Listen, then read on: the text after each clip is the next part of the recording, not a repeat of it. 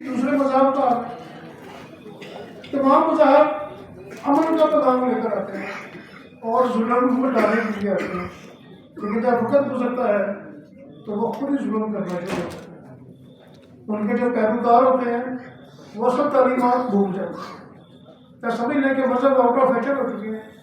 اس وقت دنیا کے 300 ممالک میں کہیں پر بھی کسی مذہب کا قانون نہیں لاتا،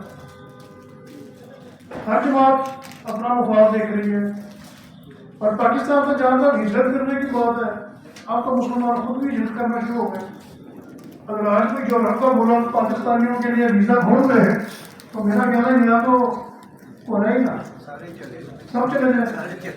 اس لیے یہاں پر تو ہر بندہ تحفظ کا شکار ہے۔ اس کے لیے ہمیں آپس میں مل جل کر پیار محبت سے رہنا چاہیے۔ ٹھیک ہے یہاں پر ہم غربت میں ہیں، ہمارا ملک ڈیفالٹ کر گیا ہے، لیکن ہم آپس میں اگر ٹھیک رہیں، ایک دوسرے کو برداشت کرنا سیکھ لیں اور ہم غربت میں بھی خوش رہ سکتے ہیں۔ اگر آپ کے پاس بہت پیسہ ہے لیکن آپ کا ہمسایہ آپ سے ناراض ہے تو آپ کو کیسے رہیں گے؟ دولت تو آپ کو نہیں دے سکتی سکون، نہ آپ کو محبت دے سکتی ہے۔ اس لیے میں نے یہ کتاب لکھنے کا خیال آیا کہ وہ لوگ جن کو چند لوگ اپنے مفادات کے لیے اگنور کر رہے ہیں ان کے نام آنے چاہیے، ان کی خدمات کو سراہنا چاہیے، کیونکہ وہ میری دھرتی کے لوگ ہیں، میرے بھائی نہیں۔